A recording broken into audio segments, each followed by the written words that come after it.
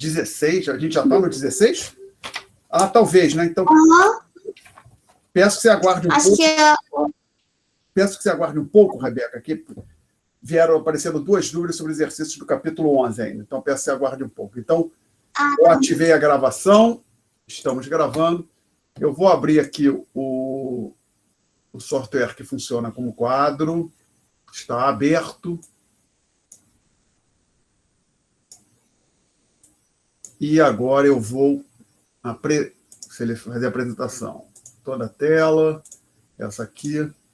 Então, se tudo estiver correndo como planejado, daqui a um segundo, os senhores devem estar vendo. Apareceu o quadro, o software branco, né? O quadro. Ok. Então, vamos lá. Começar. Lembrando, já estamos gravando. Vamos tentar tirar dúvidas do Ops. Admitir. Das pessoas. Deixa eu trazer isso aqui para cá. Aí eu... Peraí, não, acho que eu tenho isso aqui. R. PDF no website. Lista. A do capítulo 11 é o quê? Eu acho que é o 2, né? Capítulo 11, não é? Não. Sim. Tá, obrigado. Então, que eu estou querendo abrir a pasta de gabaritos. Esse aqui, o capítulo que diz respeito ao capítulo. Vou deixar isso aqui. Aí eu já pegar aqui a minha calculadora.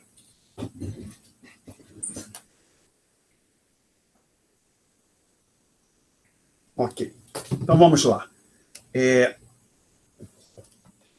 Alguém perguntou, no falha memorial, foi a Diana, no capítulo 11, problemas e aplicações, questão 3, não é isso? Né? Isso. Então, essa questão diz o seguinte. Não, perdão, é porque... Oi? É porque tem a 3 da revisão também.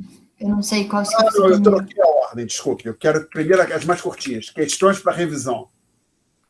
QR, questões de revisão 3. Tá? Desculpe. Então era essa, mais simples. Durante um longo período de tempo, o preço da barra de chocolate aumentou de 0,10 centavos para 0,60 centavos. No mesmo intervalo de tempo, o índice de preço passou de 150 para 300. Corrigindo pela inflação total, quanto aumentou o preço da barra de chocolate?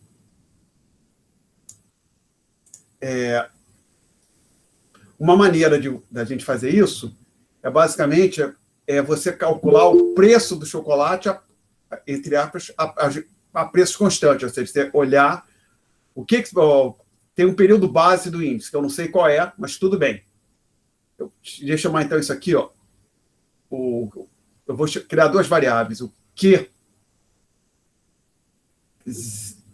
que é o período inicial, o Q2, que é o período final, que é o preço do chocolate ajustado a valores do período base do índice. O que é isso? Você pega os 10 centavos, divide por 150 e multiplica por 100. Ok? O que é isso aqui? Então, é o preço do chocolate na data 1 a preços ajustado para a inflação do período base no índice até a data 1, que eu não sei qual é.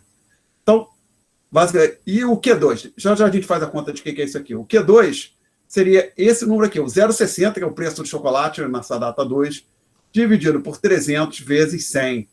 Tá? Então, esse aqui vai ser 10 sobre 0,10 vezes 15. Deixa eu ser preguiçoso. Deixa eu fazer, então, fazer a conta do Q1. Tempo, 1, enter 100 vezes, isso vai dar 10, dividido por 15. 15 dividido, isso aqui eu vou deixar desse jeito assim, ó, 2/3, tá? Para não escrever a dízima. Esse outro aqui vai ser 0,60 sobre 3. É isso? Ponto 6, enter 100 vezes. Ops, o que eu fiz aqui? 0,6.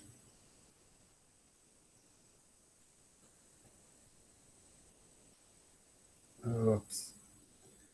Tem alguma coisa aqui que eu me enrolei. F9, pronto. Ok. 0,6, desculpe. 300 dividido 100 vezes, dá 0,2. E dá 0,2. Aí eu queria... Bom, por enquanto vamos deixar assim. Aí o que a gente tem que fazer é calcular a variação. Então, qual é a pergunta? Quanto aumentou o preço da barra de chocolate, eu colocaria a resposta em termos percentuais. Tá? Então, eu calcularia isso aqui. Faria essa conta aqui agora. Q2 menos Q1 dividido por Q1 vezes 100. Então, o que seria? 0,2 menos 2 terços dividido por 2 terços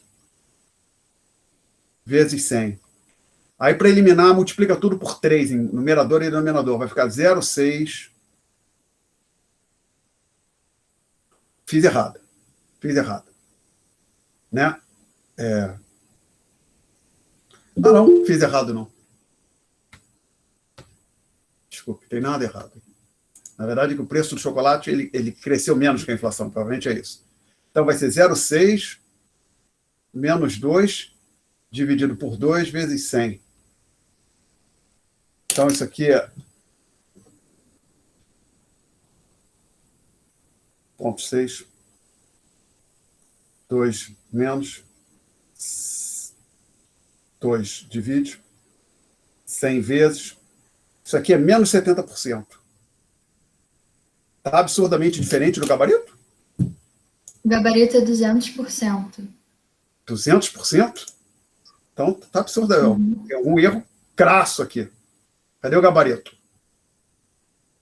Lista 1, lista 1. É a página 3 do PDF. Isso. Página 3. Como que eu errei tanto assim? Eu confio mais no gabarito do que no que eu fiz agora. Vamos lá, desculpe. Porque eu também cheguei bem longe do gabarito. Oi? Eu também não cheguei perto do gabarito, não. Eu estava indo mais no seu caminho. O preço da barra de chocolate aumentou de 10 para 60.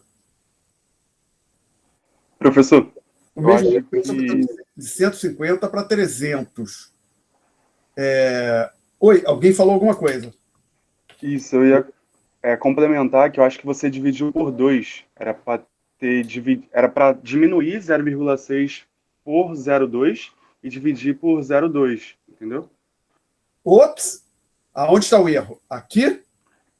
E isso, no caso, era para ser 0,6 menos 0,2, dividido por 0,2. Pelo menos é esse resultado. Eu não entendi por quê, essa era a minha dúvida também.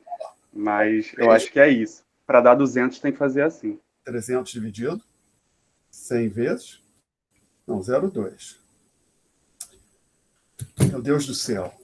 Isso aqui não deveria ser complicado. Que vergonha. Ainda mais que vai para o YouTube. O preço da barra de chocolate aumentou de 10 centavos para 60 centavos. Na verdade, aumentou muito mais que o índice de preço. Eu estou errando a conta aqui vergonhosamente em algum lugar. Porque é só olhar. O preço da barra de chocolate multiplicou por 5. O índice de preços só apenas dobrou. Como que eu posso ter chegado num erro tão grande aqui? Então, é que aquilo lá, esse primeiro não são 2 terços. Vamos lá, 0,1, 100 vezes 150 divide. Não são 2 terços, né? É outra coisa. Isso aqui. Esse 2 terços aqui, eu não sei de onde eu tirei. Então, vamos ter que corrigir. Não tem a mínima ideia de onde eu tirei esse 2 terços. Espero que agora dê os 200 que a gente tem no gabarito. 0,10 vezes 150. Não, 0,10 vezes 100. Que aí dá 10 dividido por 150. 10.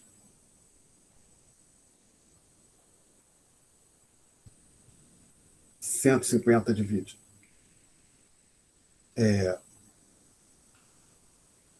Eu tenho uma dízima, isso que está me incomodando. Não gosto de trabalhar com dízima. Então, uma maneira simples de a gente colocar. Vamos colocar isso aqui, então, simplesmente como 10 sobre 150, senhores. Ou 1 sobre 15, né? Veja bem. Então, vamos lá, corrigir aqui.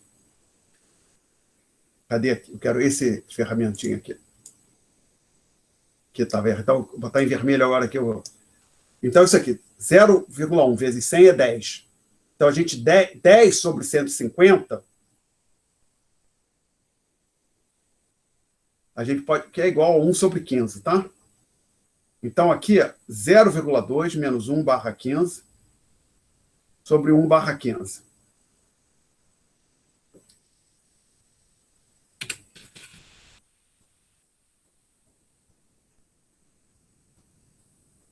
E aí, agora a gente multiplica tudo, para facilitar, multiplica tudo por 15. Então, agora, aqui, a gente tem que fazer uma correção. Vou apagar isso tudo aqui, acho que fica mais fácil apagar isso aqui.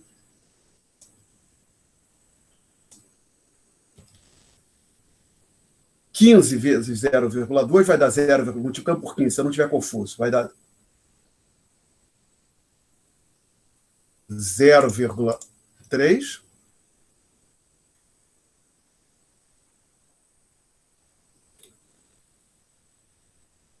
Peraí, estou multiplicando por 15, né? Ponto 2, enter. 15 vezes. Não é 0,3 nada, dá 3, né? Agora vai dar 200. 3 menos 1, tá? Sobre 1. Aí dá 200. Então, ainda bem que existiu o gabarito. O gabarito estava correto, tá? Estou começando a gostar do gabarito. Ok, senhores? Peço desculpas por isso. Então, então a ideia, o que foi feito aqui? A gente ajustou o preço do chocolate, expressou o preço do chocolate nas duas datas em termos, em valores. Assim, corrigimos o preço do chocolate, expressamos ele em unidades monetárias da data base do índice. Foi isso que foi feito aqui. Isso que foi feito aqui. Aí é questão de jogar isso na calculadora e fazer a conta, tá? Então deu os 200%. Espero que tenha tirado também a dúvida do Yuri. Que o Yuri tinha falado que deu 200, mas não está claro o que é o seu. Então, qual foi o erro que teve na primeira resolução? Em algum momento aqui eu fiz uma conta totalmente sem pé nem cabeça. Na verdade, eu coloquei era 2/3, mas na verdade era 2/3. Até a gente está vendo aqui 1 sobre 15, era 2 sobre 30, tá? Não era, eu botei 2/3, mas não podia ser 2/3, era 2 sobre 30. Eu errei na multiplicação, botei uma decimal a menos, pode interpretar assim. Professor? Oi. Desculpa, eu entrei agora. Você sabe me informar o número dessa questão? Questão 3, que era capítulo 11, não é isso? Deveria ter escrito aqui, capítulo Sim. 11, questão para revisão 3. Obrigada. Mais perguntas sobre essa questão específica aqui? Sobre essa questão, professor, eu tenho uma dúvida também. Porque, para ser sincero, eu encontrei resultado só de 0,2, igual você colocou no Q2, né? E aí, quando eu tinha visto o resultado final, eu vi que era 200, percebi que tinha que fazer mais coisas. Mas eu não consegui interpretar de fato como dar continuidade nisso. O cálculo é ok de fazer, mas a interpretação em si eu não consegui. Vamos lá, uma coisa de cada vez. O que é isso, essa variável que eu chamei de Q1? Tá? Basicamente, eu estou dizendo o seguinte, o que o autor não disse, então, ele só tem duas datas. Aqui eu chamei de data 1, essa aqui de data 2, ok? Tá certo? O Q1 é o preço do chocolate na data 1, que era 10 centavos, expresso em valores do período base do índice. Aí como é que a gente faz isso? A gente pega o preço usual, que é 10 centavos, ou seja, 10 centavos de dólar, 10 centavos de reais, divide pelo índice de preço da data 1, que é o 150, que aparece aqui, ó, e multiplica por 100, que é o valor do índice de preço na data base, está claro? E agora, quem é o Q2 agora? O Q2 é algo similar, só que é o preço do chocolate na data 2, expresso em unidades monetárias do período base do índice. Então, é 0,60, que é o preço usual, dividido pelo 300, que é o valor do índice na data 2, vezes 100. Aí dá 0,2.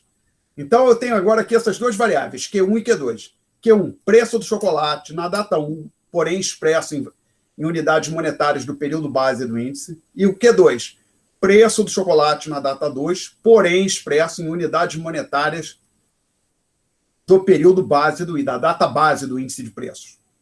Aí, isso aqui é variação percentual no Qzinho, da data 1 para a data 2, tá certo?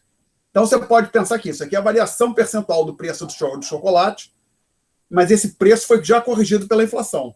Então, cheguei à conclusão que isso era 200%. Então, isso quer dizer o seguinte: o preço do chocolate cresceu, além da inflação, 200%. Pode interpretar desse jeito.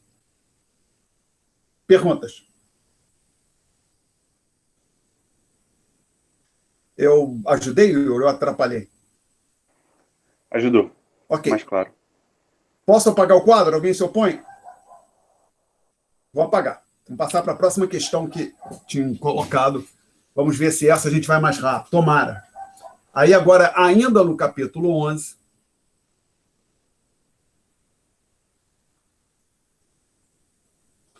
a questão 3, mas agora lá do PA, problemas e aplicações, que é a parte mais longa. Então, parte mais longa, os exercícios mais longos, né? Realmente mais sofisticados. Então, aqui nessa questão 3, pediu o seguinte, permito-me ler. Os habitantes de Vegópia gastam toda a renda em couve-flor, brócolis e cenouras. Em 2010, eles compraram 100 cabeças de couve-flor por 200, 50 maços de brócolis por 75 e 50 cenouras por 50. Em 2011, compraram 75 cabeças de couve-flor por 205, 80 maços de brócolis por 120 e 500 cenouras por 100. Calcule o preço de cada tipo de legumes em cada ano. Então, basicamente, o que você tem no item A você tem que dividir o gasto pela quantidade, para obter o preço. Então, vamos lá. Nessa questão aqui, eu começaria assim, mostrando uma tabela desse jeito. T, que é a data, 2010, 2011, são só 2 anos, né? Não é isso? Sim. Aí a gente coloca 3 tipos de bem. CV, que é couve-flor, brócolis, que eu vou chamar de B, e C de cenoura. Tá? Viram CF, né? Aí, para não confundir com C de cenoura, temos só chamar isso aqui de F. Então, isso aqui é o couve-flor, isso aqui, tá? Que eu estou botando só a segunda inicial, segunda letra. Então, o F aqui é de couve-flor, a segunda inicial, que aí fica C para cenoura.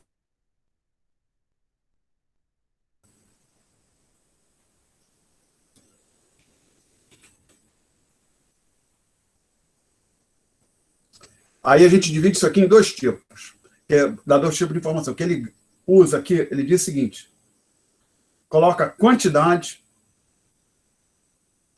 e o gasto, que eu vou usar D, de despesa, tá?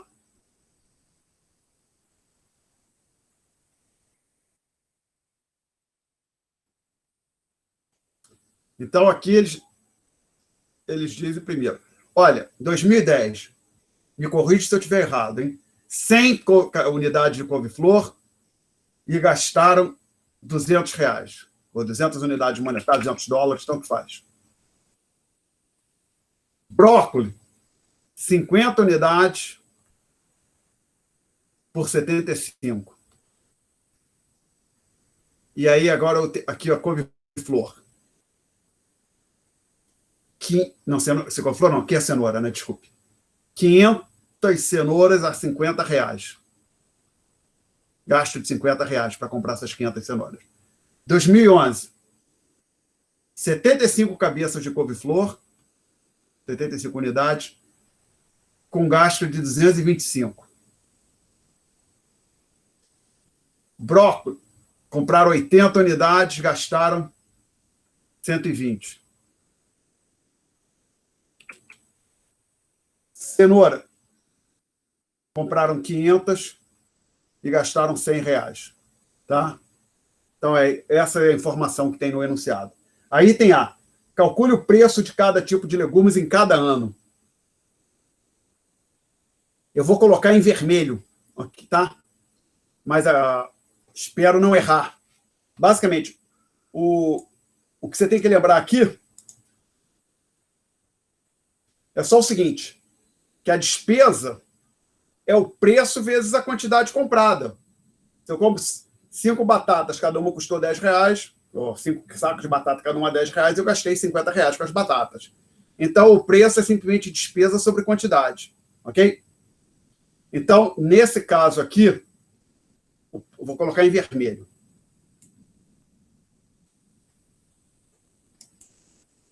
Aqui, para couve-flor, o preço aqui deveria ser 2. Aqui é 75 por 50, que se não falha a memória, vai ser 1,25, 75, enter 50, divide. É 1,5, desculpa. Aqui, então, é 1,5. E aqui é 50 dividido por 500, aqui é 0,1. Tá? Nesse aqui, no outro ano, agora, 225 por 75 é conhecido como 3, se eu não estiver confuso. 225 dividido por 75 dá exatamente 3. Aqui é 120 por 80, é 12 por 8, é 6 por 4, é 3 por 2, se eu não estiver confuso.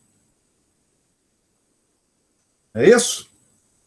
120, 12, enter, 8 divide. 1,5, 3,2 ou 1,5. Podemos colocar também 1,5, foi o que a gente usou aqui no Excel, né? Então, aqui o preço ficou constante. E nesse outro aqui, a gente tem 100 sobre 500 ou 200. 100 sobre 500, 500, 0,2 aqui. Tá? Então, esses números em vermelho, se eu não estiver confuso, são a resposta do item A. Então, lista 2. Vamos lá. 2, 1,5, 0,1. 2, 1,5, 0,1. E depois 3, 1,5, 0,2. 3, 1,5, 0,2. Ok. Então, isso bateu com o gabarito.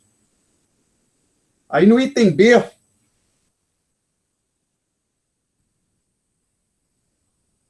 pediu para calcular o IPC de cada ano, tomando 2010 como base. Tá? Perguntas até aqui?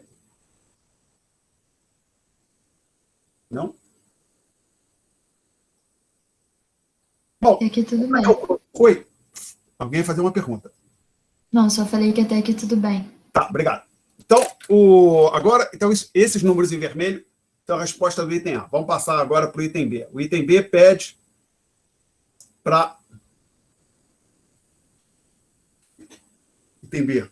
Considerando 2010 como base, como ano base, ou seja, aquilo que eu chamei de P é do 2010, o ano base é 2010, pede para calcular o IPC. Então, a gente tem que calcular o gasto dos consumidores. Mas lembrando que as quantidades, vou marcar em verde, vão ficar fixas.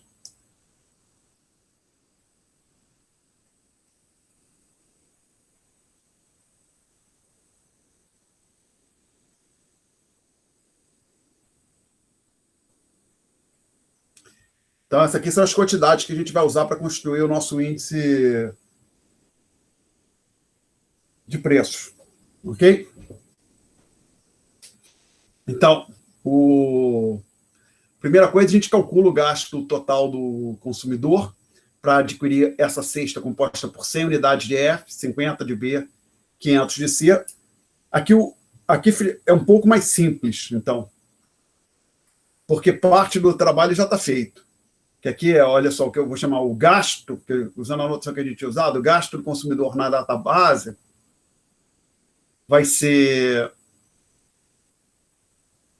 200 com couve-flor, que já está feito aqui o 200. Esse é o ponto. Seria 2 vezes 100, mas vai dar 200 de volta. 50 vezes 1,75 vai dar o 75. Então, a gente pode aproveitar esses números. mais 500 vezes 0,1, 50. Então, isso aqui dá 325. Não deveria ser necessário corrigir, mas como eu estou ficando velho, não queremos errar. Então, 200 entra 75. Mais 325.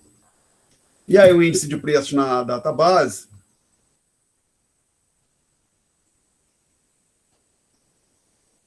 é o custo de aquisição da cesta na própria database, vezes dividido por criação da cesta na própria database, vezes 100. Esse aqui, então, é simplesmente 100, né?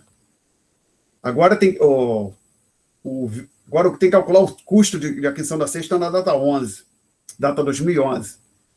Que aí tem que ser esse preço que a gente computou aqui em vermelho, vezes 100, tá? Que é essa quantidade 100 com esse preço aqui. Então, a gente vai ter que, colocar aqui em outra cor, colocar em cinza, para 2011, um cinza escuro. Vai conectar a quantidade fica fixa quando a gente calcula um índice de preços. E usa o preço do período que a gente está olhando, que no caso aqui é 2011. Então, a gente pega 3 vezes 100,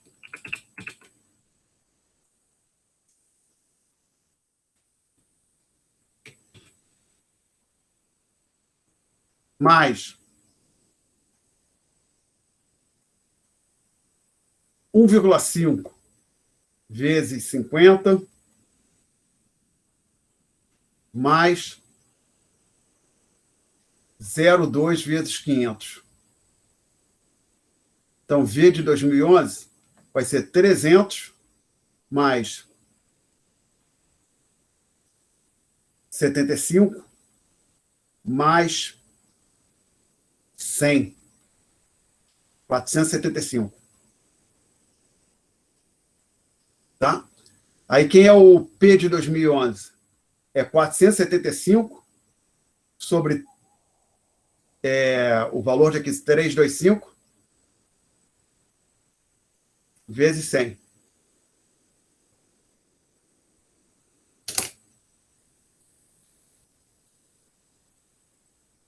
Então, quero fazer essa conta.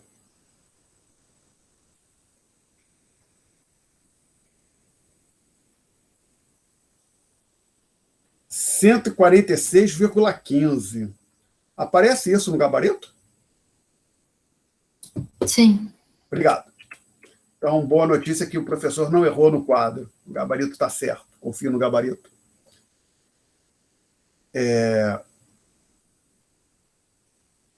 Ok.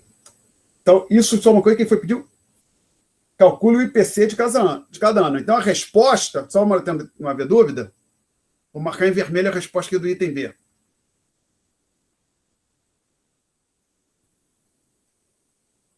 São esses dois números aqui.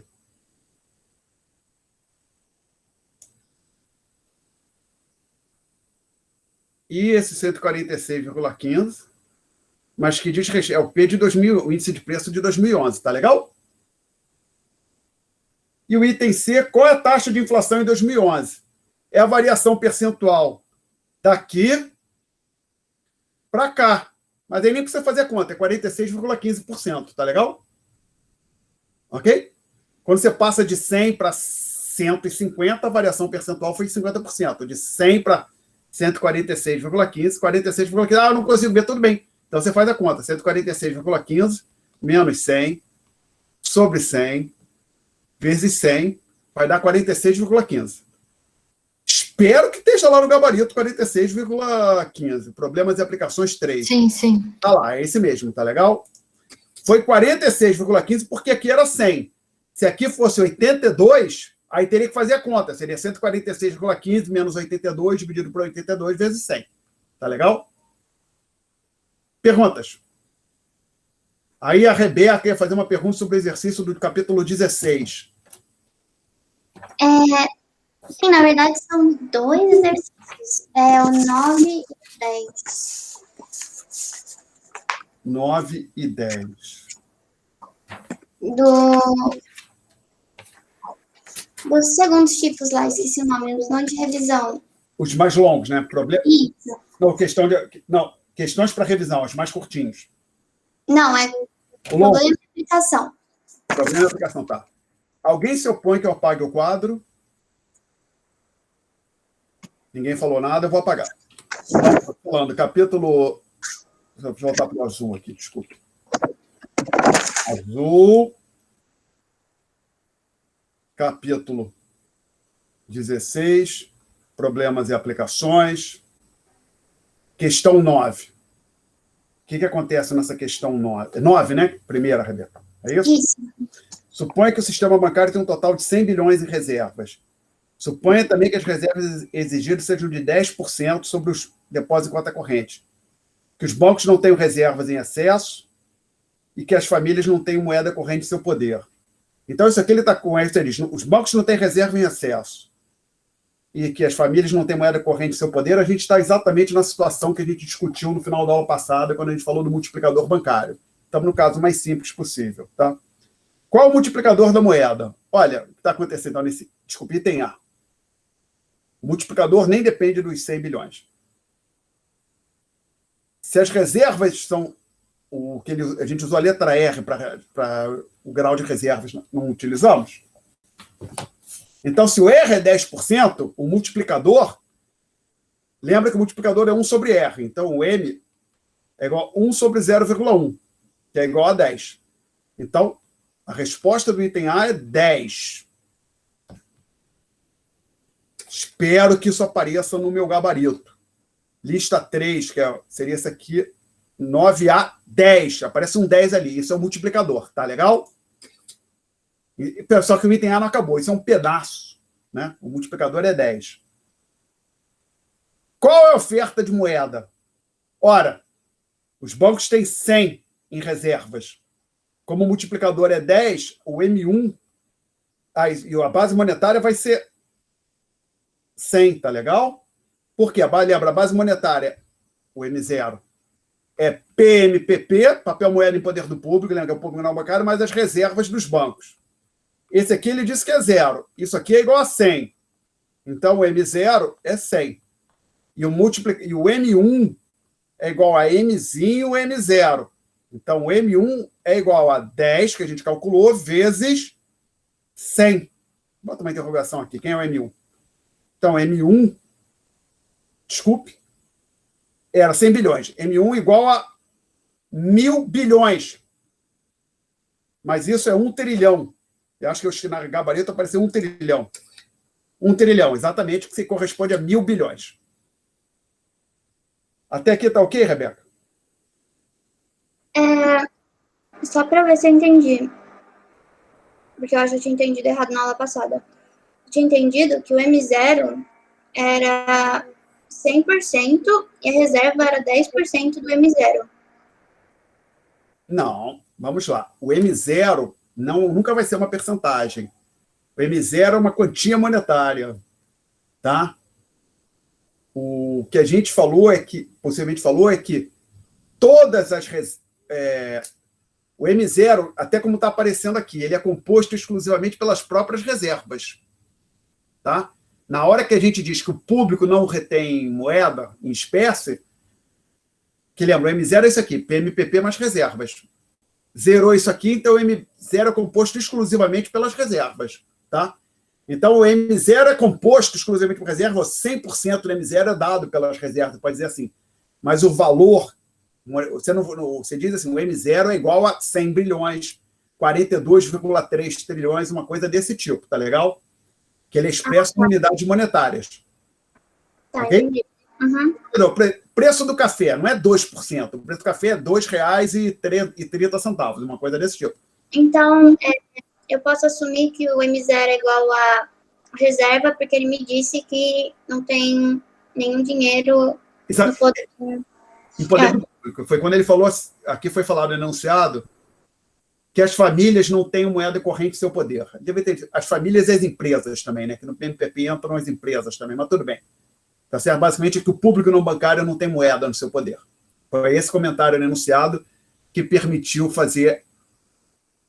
chegar a essa conclusão aqui. Ok? Ok. Então, isso era o item A. Mas acho que ainda não acabou, não. Ou acabou? Não, acho que o A acabou. B. Isso. Se o Fed elevar as reservas exigidas para 20%, qual será a variação nas reservas e na oferta de moeda? Ou seja, o Fed, a Reserva Federal, o Banco Central, ele havia imposto isso aqui como regra. No item A. Agora, para o exercício B, o item B desse exercício, vou colocar aqui à direita, deixa eu agora puxar esse sujeitinho um pouquinho para cá, para ganhar mais um espacinho. E agora esse sujeito podemos trazer para cá também. Então, ainda nesse exercício, no item B, o que está acontecendo é o seguinte, aquelas reservas que eram de 10%, o Banco Central mudou. Não quero mais isso, agora é isso aqui, ó. 20%. Tá? Então, o que acontece com as reservas dos bancos? Essa mudança sozinha não faz nada por si só. Mas por que, Alexandre? Veja bem, que o Banco Central ele chegou e disse assim, olha, bancos, vocês que eu estava exigindo 10%, agora eu estou querendo 20%. Então, pensa o seguinte, o Banco Central fala isso, passou de 10% para 20%, e agora tem um mega feriado aqui no Banco Central. O Banco Central vai ficar fechado por 3 meses, e vocês, bancos, se virem aí. Não quero saber o que está acontecendo. O que vai acontecer com as reservas? Nada. Porque quando a gente discutiu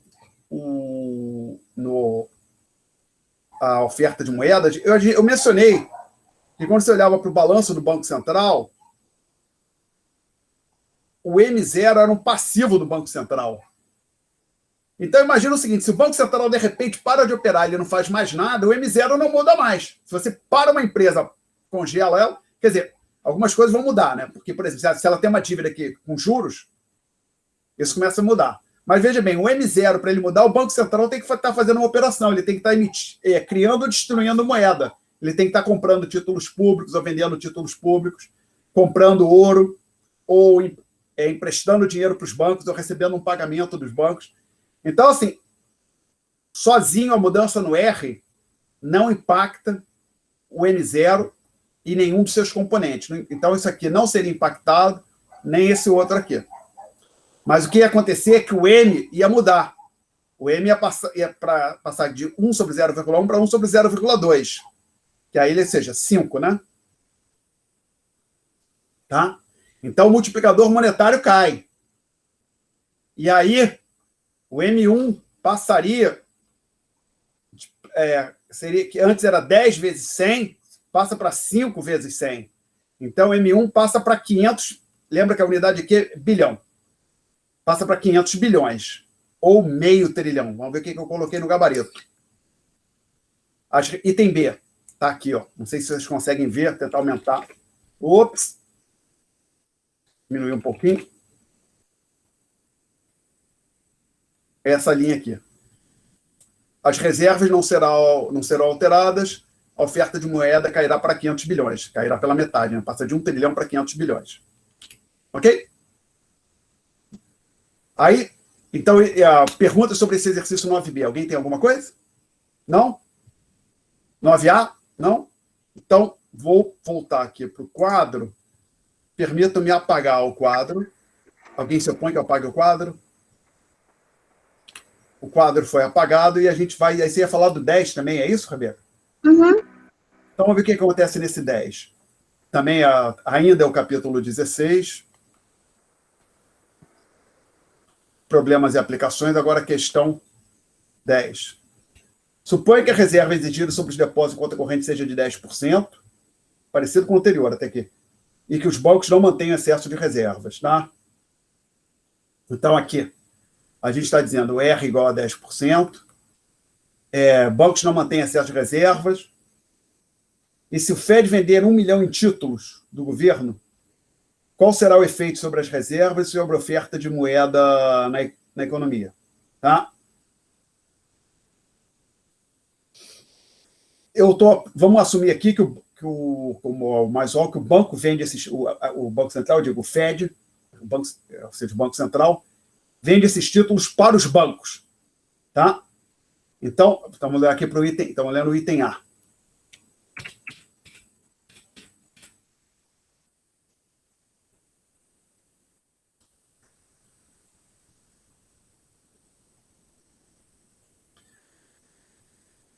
As reservas têm uma queda de 1 milhão, que é justamente a reserva dos bancos. E o impacto sobre a oferta de moeda. Aqui lembra, mas claro, podemos colocar aqui, o multiplicador é 10, tá? Como no exercício anterior. Lembra que o M é 1 sobre R. Então, o delta M1 menos 10 milhões. Então, vamos ver aqui o gabarito, se o gabarito é consistente. Ops! Crescerão, respectivamente, 10 milhões, oferta de moeda 10 milhões e as reservas 1 milhão. Aonde que eu errei? Vamos lá. O exercício diz o seguinte, o Banco Central vende, vamos lá, seria queda se ele tivesse comprado, desculpe por isso. Por quê? O Banco Central vende título, ele entrega... Ops! Ele vendeu títulos. Então, ele está entregando títulos para o setor privado e ele está tirando moeda de circulação. E aqui, o que eu escrevi? Aqui está errado, com certeza. Ou 99% certeza. Aqui é queda. Decairão. Tá? Se reduzirão.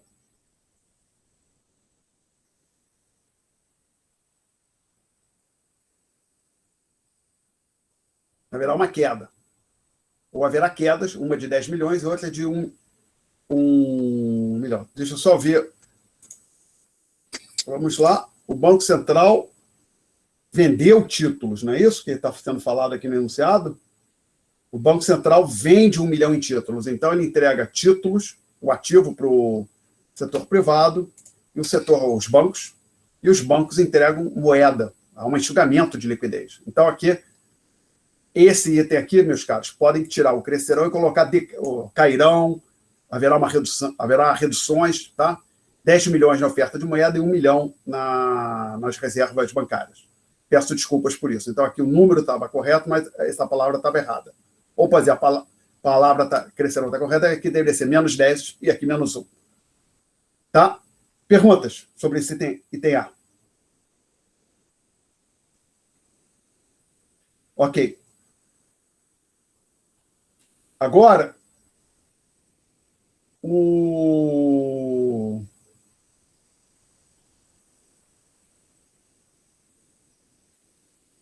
item B diz que o Fed vai reduzir as reservas exigidas, que ele exige dos bancos,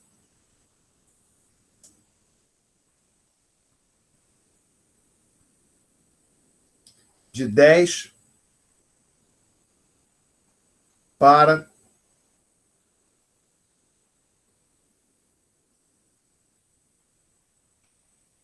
10% para 5%.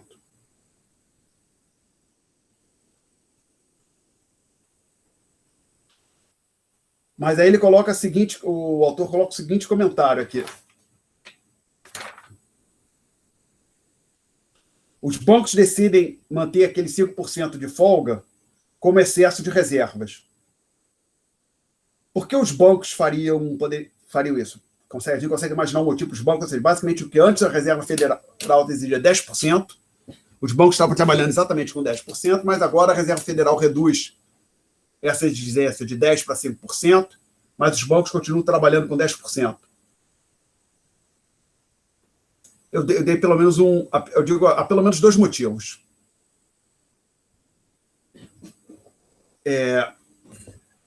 Por exemplo, o primeiro exemplo que eu dou aqui, os bancos poderiam ter, antes da alteração,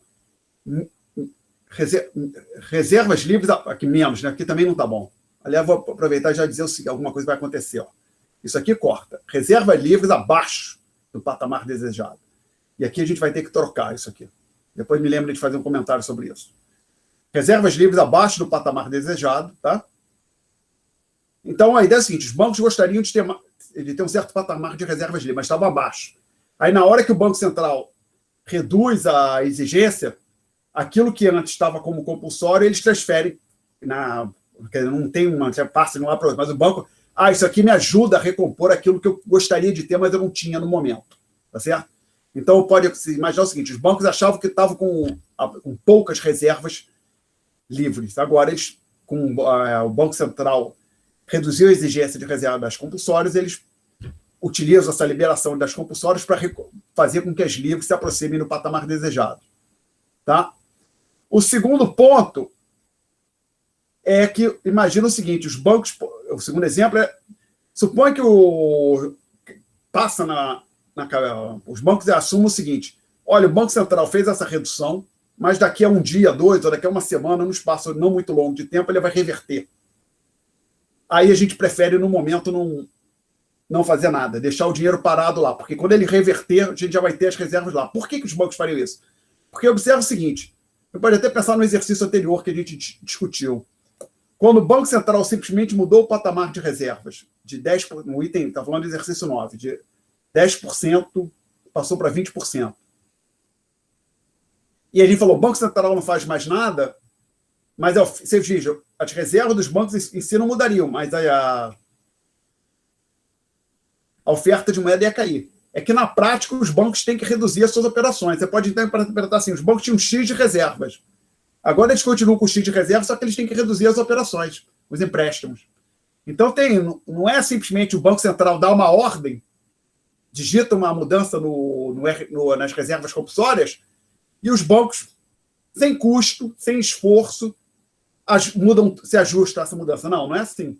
Uma mudança nas reservas compulsórias força os bancos por exemplo, aumentou as reservas compulsórias. Possivelmente força os bancos a reduzir o volume de empréstimo. Tá? Então, se o banco acha que isso pode ser revertido, se os bancos acharem que aquela mudança pode ser revertida em um curto espaço de tempo, talvez eles prefiram não mexer, deixar o dinheiro parado lá. Você acha que daqui a um dia, 2, vai ter que voltar com esse dinheiro, vai voltar a ser exigido pelo Banco Central, é melhor não mexer. Tá? E no caso então, quando o Banco Central ele muda as reservas compulsórias, mas essas reservas que antes eram compulsórias e foram liberadas, os bancos mantêm sob forma de reservas, o multiplicador não muda. Tá ok? O multiplicador não é afetado. E, consequentemente, a oferta de moeda também não muda. Tá? Perguntas?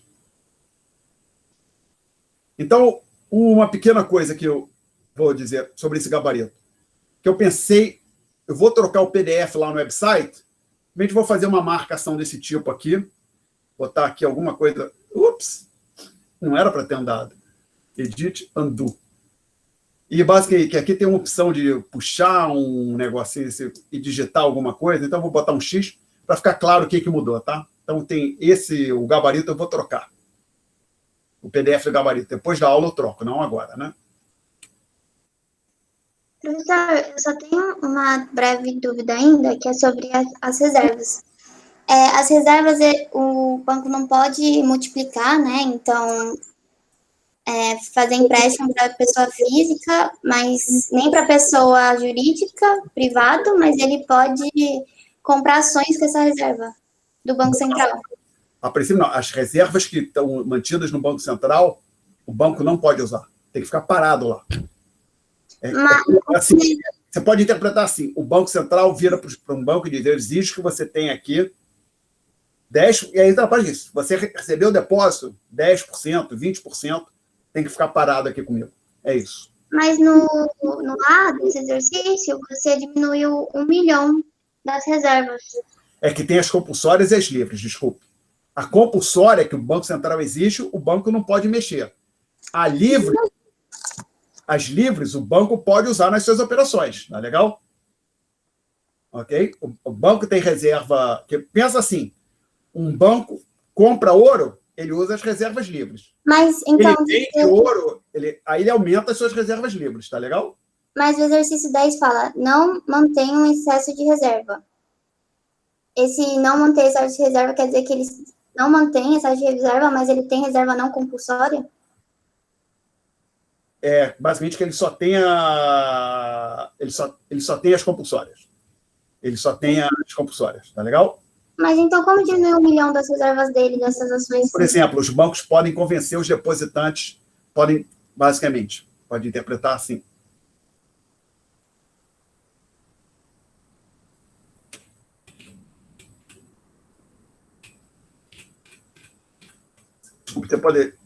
Os bancos poderiam... Eles só tinham as compulsórias, tá? Deixa eu botar você a compulsória. Os bancos, por exemplo, aumentando a taxa de juros que eles estão pagando para o depósito, convencem as pessoas a levarem dinheiro para os bancos. E aí aumenta o volume que os bancos têm. Você pode interpretar desse jeito. Ok? Tá. Legal? Mais perguntas, gente? Obrigada. Bom, então aqui acho que as dúvidas que tinham sido colocadas antes da aula no complemento da aula, a gente discutiu. Vamos voltar para as notas de aula. Então, a gente vai voltar aqui para a página 7 do capítulo, do tópico 3.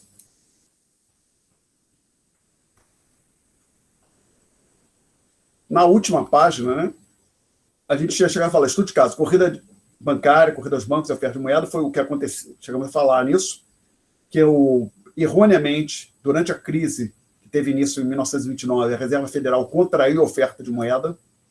Houve uma queda de 28% no período de 5 anos, 29 a 33. 4 anos, desculpe.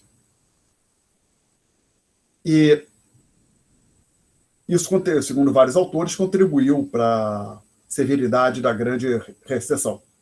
Inclusive, a Reserva Federal, quando houve a crise de 2008, e não só a Reserva Federal, outros bancos centrais, como o Banco Europeu, o Banco do Japão, tiveram bastante cuidado para não permitir que houvesse contração monetária. Aí depois eu mencionei que inflação e deflação não são fenômenos simétricos. O problema é que quando a inflação começa a ficar negativa, em algum momento a taxa real de juros começa a crescer. E aí isso tem impacto. Que a ideia então é a seguinte, a inflação pode ir subindo, a taxa real de juros fica constante. Por exemplo, a inflação passa de... o que estava discutindo era essa discussão, o que a ideia era essa aqui, que a taxa nominal de juros é aproximadamente a taxa real mais a taxa de inflação. Você pode pensar o seguinte, a inflação vai crescendo, esta senhora aqui fica constante, esta aqui cresce pelo mesmo patamar que a inflação cresceu. Mas quando cai, também é a mesma coisa. Sim, mas com um pequeno senão. Você poderia, então, ter a inflação caindo, a taxa nominal caindo, e essa aqui ficar constante. O problema é que a taxa nominal de juros não pode cair abaixo de zero de forma generalizada. Por quê? Taxa nominal de juros zero quer dizer o seguinte, o que é uma taxa nominal de juros positiva? Digamos 10%. Eu pego R$100 emprestado, digamos que seja por um ano, daqui a um ano eu pago 110. O que é a taxa nominal de juros zero? Então, eu pego R$100 hoje, daqui a um ano eu pago exatamente R$100. E o que seria uma taxa de juros negativa? Quer dizer o seguinte, que eu pegaria R$100 emprestado e pagaria 90. E qual é o problema que isso tem? Isso pode gerar. Pego R$100 emprestado e pago 90. Se isso está disponível para todo mundo, quer dizer, não tem como isso ficar disponível para todo mundo, porque veja bem, eu posso simplesmente fazer o seguinte, suponha que eu posso pegar R$100 emprestado e pagar 90. Olha o que vai acontecer. Eu pego os R$100, guardo os 90 numa gaveta, que eu vou ter que pagar daqui a um ano, tá? Uma gaveta em casa, por exemplo. E gasto os 10, compro coisas por aí. Mas agora, se eu tivesse acesso a uma linha de crédito desse tipo, haveria motivo para eu pegar somente os R$100? Haveria? Não, eu pegaria 200, 300, 1 milhão. E imagina isso para todo mundo. Se tivesse disponível para todo mundo empréstimo com taxa nominal de juros negativa, todo mundo ia, assim, pode vir aqui pegar, todo mundo ia pegar, se fosse generalizado, todo mundo ia querer pegar. E aí a taxa de juros começaria a subir. Então, não tem como a taxa nominal de juros cair, ser generalizada para todo mundo uma taxa de juros negativa. Aí o problema que surge, então, Suponha que você estivesse numa situação, isso aqui igual a 2, o R, desculpa, isso aqui igual a 3, o Rzinho igual a 1%, e a inflação igual a 2%. Aí a inflação cai para 0. Zerou, não tem mais inflação. Esse aqui continua em 1%. Aí esse aqui viria para quanto? Viria para 1%. Agora gera uma nova queda na inflação. Digamos que agora a inflação vai para menos 5%. 1 menos 5, menos 4, né? Se esse aqui ficasse em 1%. Aí esse aqui teria que ser menos 4, mas aí é o problema que eu falei, não tem como isso acontecer de forma generalizada, então tem que ter uma correção aqui. A correção é o seguinte, que este senhor pare em 0, e aí este aqui tem que passar para 5%. E aí a inflação agora cai para menos 10%. A deflação ainda é mais intensa. Você manteria o R em 0, o Rzão em 0, e aqui a taxa real de juros iria para 10%. Tá? Então, inflação e deflação não são fenômenos simétricos. Tá? Tem um problema que chega os preços, a taxa de inflação pode ir subindo sem limite, mas e a taxa real de juros fica constante. Isso pode acontecer. Mas não dá para você ter uma deflação muito forte e a taxa real de juros não ser afetada. Eventualmente, a taxa real de juros começa a crescer. E a taxa real de juros começa a crescer, o volume de investimento cai, isso tende a colocar a economia numa recessão. Perguntas? Bom, aí no último tópico aqui desse capítulo, a gente fala do item a taxa de fundos federais.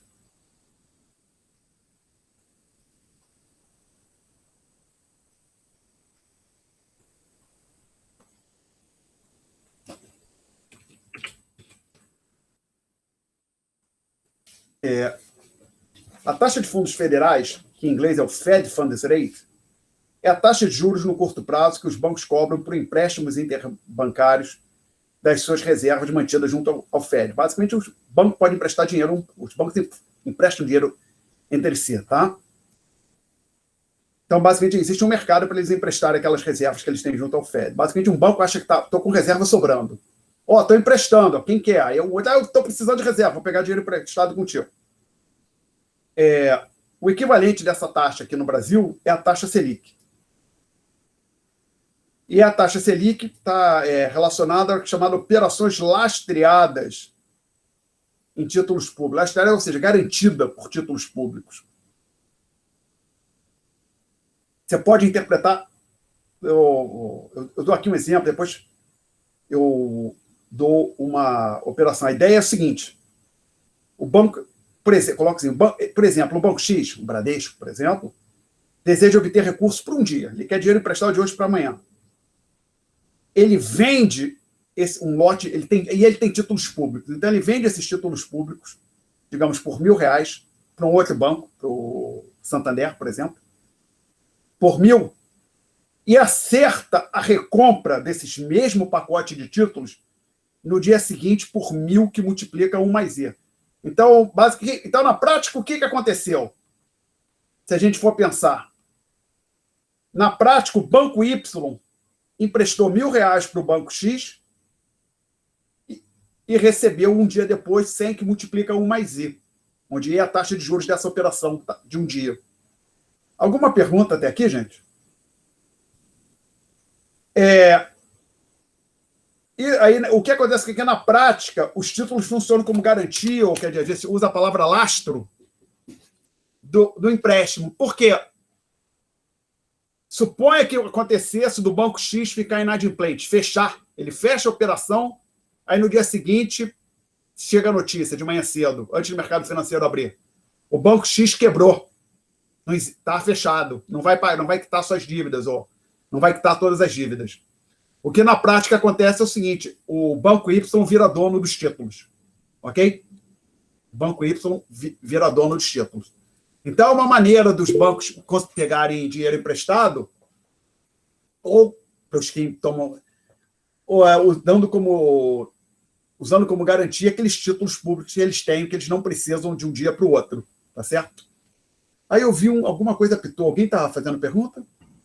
Professor, eu queria saber, assim, porque como é que ela é calculada, qual o máximo que ela pode chegar, e se a única função da taxa Selic é ser essa taxa de curto prazo entre os empréstimos de um banco para o outro. Foram duas coisas. Como que... Você pode repetir, falar mais devagar? Desculpe. Sim. Se tem algum parâmetro para essa taxa Selic ficar, ela tem que ficar... Porque a gente vive vendo disso no jornal, né? A taxa Selic está em tanto e tal. Isso vai ser a última bolotinha.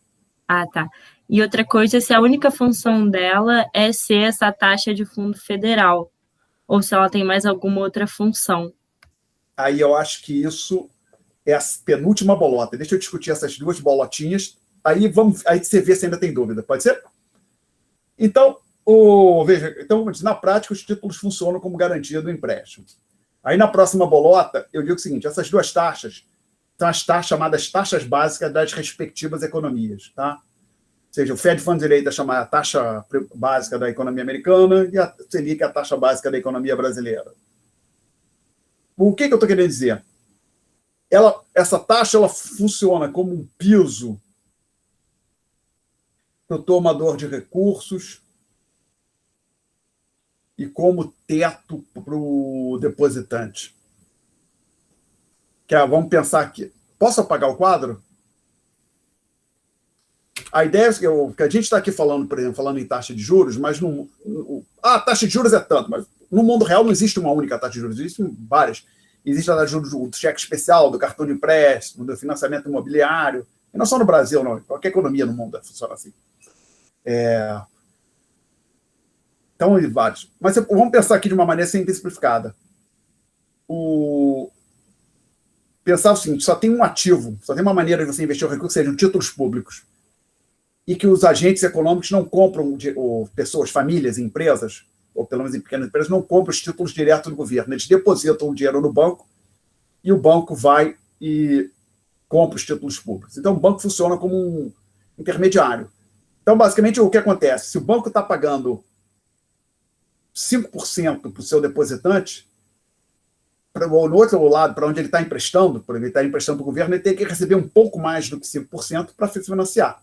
Então, o banco ele ganha também os bancos ganham com essa diferença entre a taxa recebida pelo depositante e a taxa paga pelo tomador de empréstimo. Tá legal? Então, eu falei aqui que essas duas, vamos pensar no caso da Selic, para ficar no caso do Brasil, é que ela é um piso para o tomador de recursos, ou seja, um piso que ela... Piso, né? Ou seja, o tomador de recursos não vai conseguir se financiar a uma taxa de juros mais baixa do que aquela ali. Por exemplo, eu quero pegar dinheiro emprestado, eu quero pegar a taxa de juros mais baixa possível.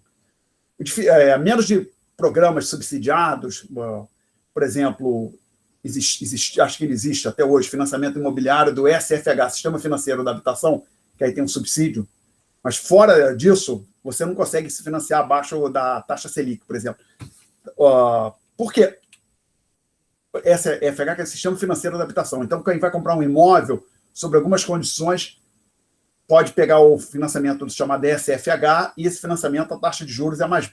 Talvez, não estou dizendo que vai necessariamente ser menor que a taxa Selic. Mas tirando essas linhas de crédito especial, mas, por exemplo, cheque especial, nunca, e é muito mal, mas não vai ser menor que a taxa Selic. Por quê? Veja bem, um banco, ele pode... Digamos que um banco tem dinheiro sobrando para emprestar para alguém. Ele pode emprestar no interbancário a uma Selic de 1% ao ano, 3%, 5% ao ano.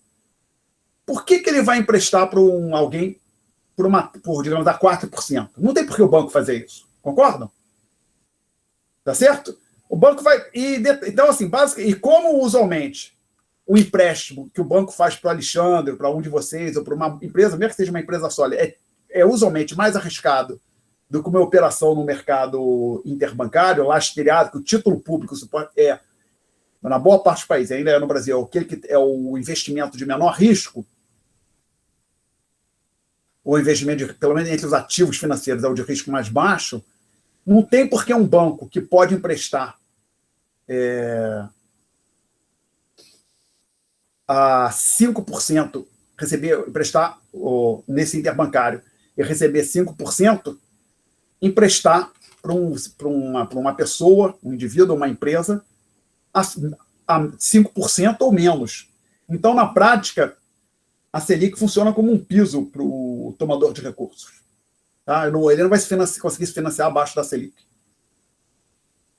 E por que aí eu digo também que é um teto para o depositante. Tá? Eu tenho aqui dinheiro e eu vou depositar, estou com dinheiro sobrando, eu vou depositar num banco. Tá?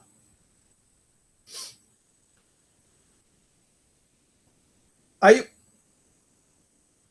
eu gostaria de receber mais do que a taxa Selic. Vai ser difícil, né?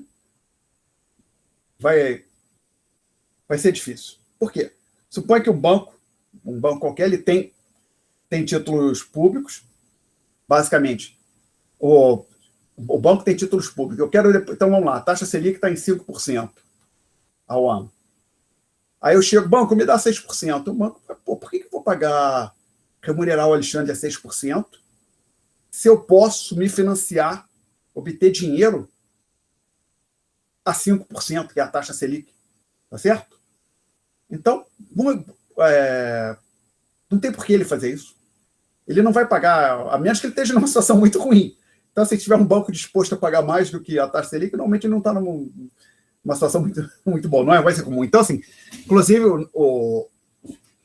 a Selic acaba funcionando como, pelo menos para operações de baixo risco, como um teto para o que os depositantes podem conseguir, ok?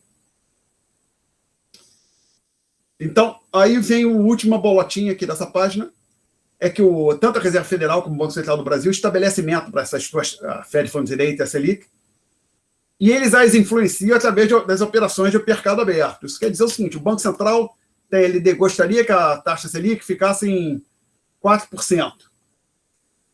Aí o mercado está operando lá 3,97%. Tudo bem, ok. Está operando a 4,08%. Tudo bem. Não, mas o mercado agora foi a 5%. Aí o Banco Central, não. Agora eu vou entrar no mercado, a taxa de juros está 5%, eu vou colocar dinheiro no mercado para puxar a taxa de juros para baixo. A taxa de juros agora caiu para 2%, eu queria que ficasse a 4%. Então o Banco Central ele vai fazer o seguinte, então eu vou começar a entrar no mercado, tirar dinheiro da economia para fazer essa taxa de juros subir, tá certo? Então o Banco Central, fazendo as suas operações de mercado aberto, injetando e retirando dinheiro da economia, ele pode conduzir a taxa Selic para o patamar que ele gostaria, ok? Essa é a ideia. Perguntas? Aí, da Gabriela, eu respondi as perguntas que você ia colocar? Respondeu mais ou menos, assim, ainda ficou meio confuso como é que ela funciona, tipo, quais são as funções dela, além de ser um teto e um piso, assim, porque a gente escuta tanto, que eu fiquei pensando que era uma coisa muito mais... Oi? Muito mais... pensando que era uma coisa muito maior, mas eu acho que deu para entender. Então, é isso. Vamos lá, a taxa Selic é a taxa desse mercado com os títulos públicos, tá certo? Agora, boa pergunta. Como é que calcula exatamente? Eu vou te dizer, não sei. Basicamente é o seguinte, são feitas várias transações ao longo do dia. Imagino que a Selic seja uma média das transações, calcula uma taxa média das transações, tá certo? Mas aí, e o Banco Central tem condição de influenciar essa taxa, tá? Então, ele define um patamar para essa taxa. Agora, por que ele define esse patamar? Basicamente, no caso do Brasil, que a gente tem um sistema de meta de inflação, ele vai ajustar essa taxa ao objetivo que ele tem para o patamar de inflação. Então, se ele achar que a inflação está começando a subir, indo além da meta, ele vai ter que subir a taxa de juros para puxar. Isso é a ferramenta tradicional. Quer reduzir a inflação, tem que começar a subir a taxa de juros. A inflação está indo abaixo da meta, ele tem que permitir que a taxa... Desculpe. Eu falei que reduzir a inflação tem que subir a taxa de juros. A inflação está indo abaixo da meta, acho que a inflação deve ficar um pouquinho mais alta, baixa demais, então tem que ir no caminho contrário. Reduzir a oferta, reduzir a taxa de juros, quer dizer, injetar moeda na economia, tá certo? Perguntas? Agora, assim, isso do jeito que ele falou aqui, a ideia geral é essa. A operação, propriamente dita, pode ser algo bem mais complexo. Apesar de eu ter trabalhado no Banco Central por um período curto, tem lá o Departamento de Mercado Aberto, o DEMAB, onde o pessoal trabalha ativamente, deve ter aquilo lá é uma coisa relativamente complexa, como em qualquer banco, né? Qualquer banco central, né? Então, se for pensar o quão complexa é a operação de uma instituição como o Banco Central, ou de um banco do porte do Bradesco, do Banco do Brasil, do Itaú, é uma coisa complexa mesmo, tá? Ok? Perguntas? Bom, dito isso, vamos continuar avançando. Aí, 19h42. Me lembre, já vamos começar o tópico 4. Não sei se o tópico 4 vai cair na prova ou não. O meu palpite... Eu prefiro não me comprometer, não vou falar nada agora. Vamos ver o que vai acontecer aqui, tá? E me lembrem discutir isso no final da aula, que a gente ainda tem 17 minutos, mais 10, 27. Vamos ver o que vai acontecer. Perguntas? Posso apagar o quadro? Então, a gente vai entrar no item 4, moeda e inflação.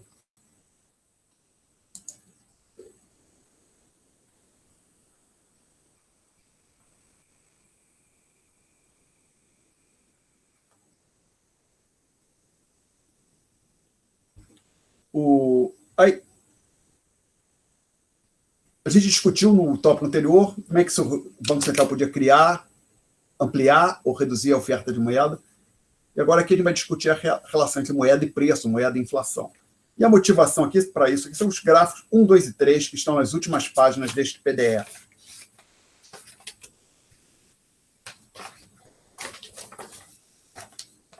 Vamos ver se eu consigo, inclusive, abrir aqui nas notas de aula.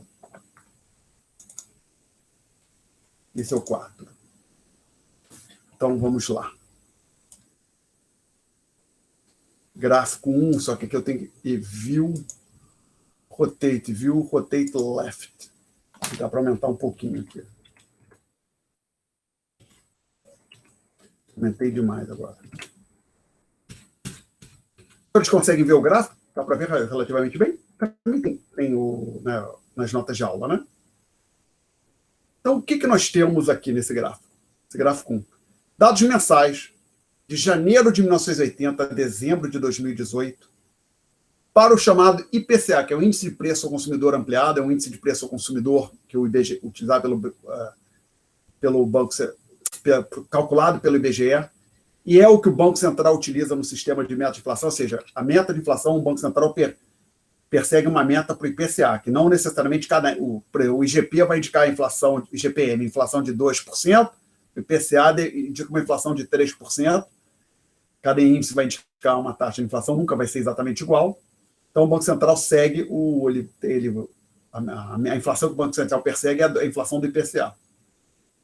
Poderia ter pego um outro índice de preço, mas como o Banco Central usa o IPCA para o sistema de meta de inflação, que é um sistema recente, de 99 para cá, eu peguei o IPCA.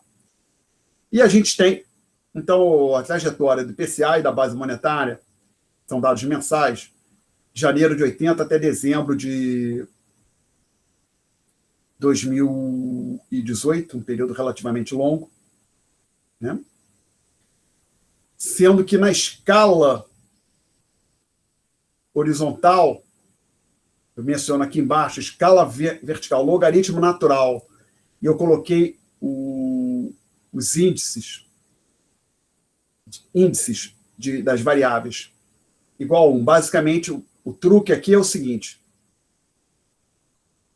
Por exemplo, tinha aqui, vamos ver assim, 01/1980, 02/1980. Aí aqui tinha o M0, o P e o IPCA, tá?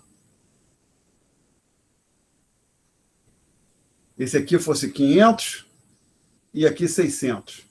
E esse aqui fosse 220, e esse aqui, 400, alguma coisa assim. O que eu faço, eu calculo primeiro algo que eu vou chamar assim, de M0 chapéu e P chapéu, onde eu coloco isso aqui. Só uma coisa, eu fiz ambos iguais a 1. Basicamente, isso aqui eu fiz 500 sobre 500, que é igual a 1. E aqui, 220 sobre 220, que é igual a 1.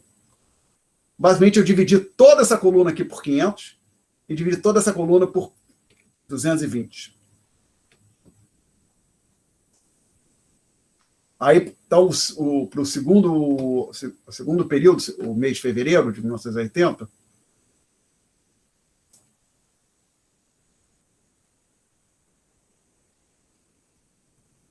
a gente teria 600 sobre 500, e esse aqui, 400 sobre 220. Aí, o que é? Exatamente, tem que fazer a conta, e eu coloquei isso numa planilha de Excel, que faz automaticamente, sem problema nenhum, né? Então, e aí depois, isso aqui vem no gráfico, que eu vou colocar esses dois últimos aqui, o logaritmo natural desse sujeito e o logaritmo natural desse aqui. Então, esse aqui é 0, que o logaritmo de 1 é 0, o logaritmo de 1 é 0, e aqui seria o ln de 600 sobre 500, e aqui o ln de 400 sobre 220. Tá? Então, primeira coisa, você pode pensar que essa divisão que eu fiz para todos, em toda a coluna foi dividida por 500, é só eu simplesmente mudei as unidades. Você pode interpretar assim. A vantagem disso, depois tem um motivo para fazer isso, já vou dizer por quê, não é só uma alquimia, não, para gerar uma... Não, depois eu vou dizer por quê. É que, basicamente, no primeira observação, você sai de 1. E aqui também sai de 1, porque também dividiu por 220. Então, simplesmente eu mudei a unidade dos dois. Segunda coisa agora. Aí, quando a gente fala em variação percentual, por exemplo, não interessa se eu digo, olha, o meu peso dobrou, é uma hipótese absurda. É relevante se eu estou medindo o meu peso em arrobas ou quilos, quando eu falo dobrou? Não. A unidade que eu estou mensurando uma variável é irrelevante quando a gente vai calcular as variações percentuais. Tá? Então, a minha renda dobrou. Se eu estou mensurando em reais ou centavos de reais, tanto faz. Então, assim, para fins de variações percentuais do M e do P, é irrelevante se eu trabalho com essa variável aqui, com essa, ou com essa transformada aqui. Tá? Então, tem um motivo para eu querer trabalhar com essas duas que foram a que eu usei. E aí, quando eu passo para o logaritmo natural, eu já discuti aqui, é que quando você tem o logaritmo natural de PT menos o logaritmo natural de PT menos 1, isso é aproximadamente a taxa de inflação na data T. Tá? Por exemplo, se você calcula, principalmente para valores pequenos, você calcular o ln de 1,02 menos ln de 1 é aproximadamente igual a 0,02, é 0,198, alguma coisa assim. Então, aqui na prática, o logaritmo natural, a variação do logaritmo natural te dá uma aproximação muito boa da variação percentual, e é comum, então, a gente querer expressar as variáveis em logaritmo natural, pelo menos em economia, em outras áreas, finanças. Por quê? Essa passagem aqui de 19 para 24 é mais ou menos 5%. E essa passagem de 9 para 14 também é aproximadamente 5%. Uma coisa desse tipo, ok? Perguntas? Bom, então, o 5%, não, desculpe.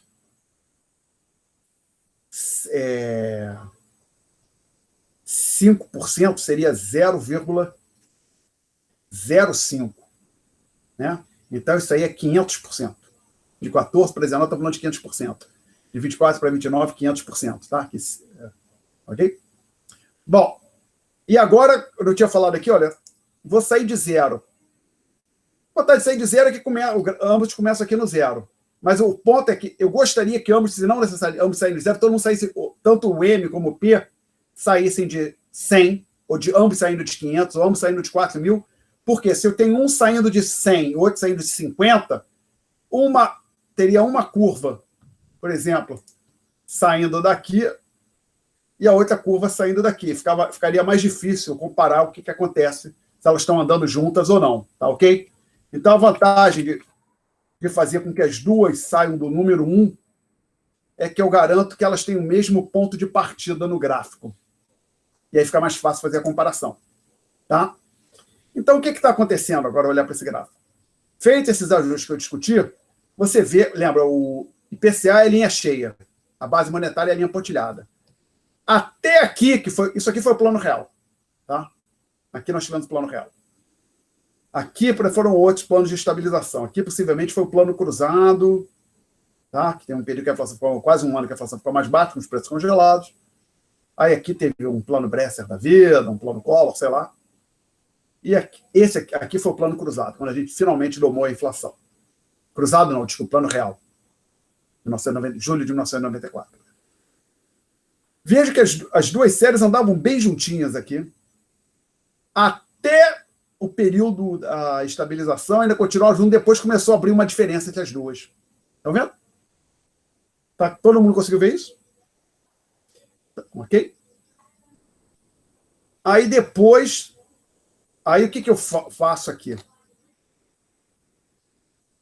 Aqui, eu vou dar um zoom nesse período que tem a diferença.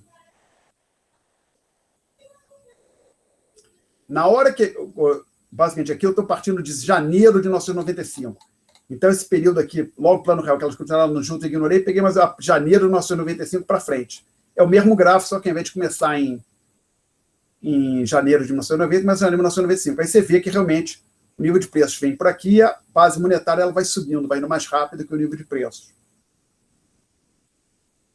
Aí depois eu coloco uma terceira série, mas aí o ponto, a ideia é o seguinte, a pergunta que eu me faço, por que existe essa diferença aqui nesse período? Por que é essa? Aí o meu argumento é que o IP, basicamente, essa diferença decorre do PIB estar crescendo.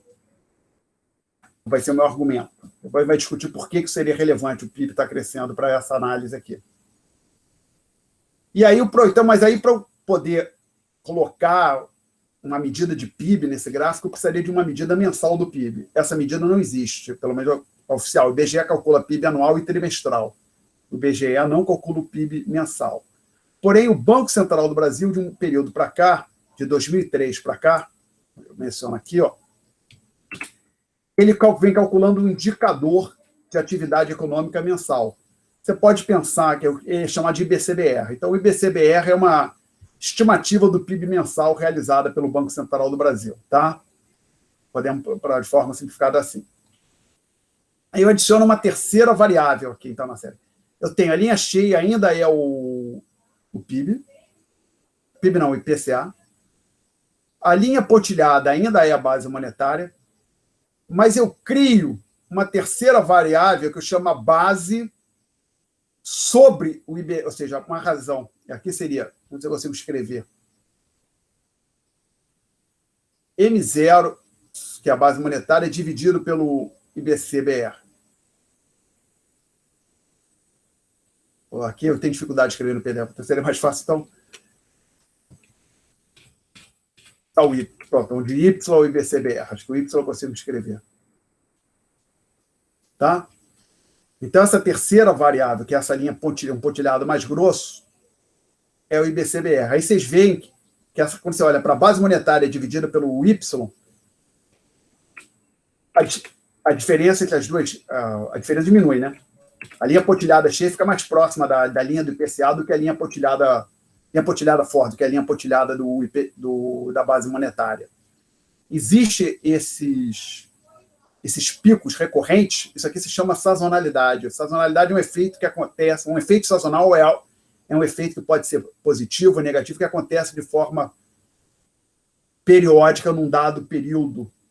Por exemplo, a gente tradicionalmente, por exemplo, o PIB tende a cair no período do carnaval, que muitas lojas fecham. Então, as vendas do comércio tendem a cair no período do carnaval. Então, tem uma sazonalidade devido ao comércio. Por outro lado, esse período antes da pandemia, né? O faturamento dos hotéis tende a aumentar no período de carnaval. pelo menos hotel em cidades turísticas, como Cabo Frio, Búzios, e outras cidades, Natal, outros locais. Então, tem uma sazonalidade também. Então, tem um efeito sazonal, tem uma sazonalidade no PIB, na base monetária, tem um período que ela tende a aumentar, normalmente janeiro ela tende a aumentar, tá? Não, desculpa, a base monetária tende a aumentar em dezembro, tá certo? Tem uma sazonalidade em dezembro. A ideia é que, devido ao 13º, o Banco Central, que tem mais dinheiro, as pessoas estão fazendo mais compras, o Banco Central tende a injetar mais dinheiro na economia, tá? No mês de dezembro. Tá? Então, basicamente, 3 perguntas. Por que você olha assim, o nível de preços tende a andar junto da base monetária, conforme esse gráfico aqui, podendo surgir uma diferença, e quando tem essa diferença que a gente está vendo aqui crescendo ao longo do tempo, parte dessa diferença, pelo menos, desaparece se a gente tiver de olhar para a base monetária, olhar para a razão da base monetária e o PIB, uma medida de indicador de atividade econômica. É isso que a gente quer discutir aqui. Perguntas? Então, posso apagar o quadro? Então, essa é a motivação para o tópico 4.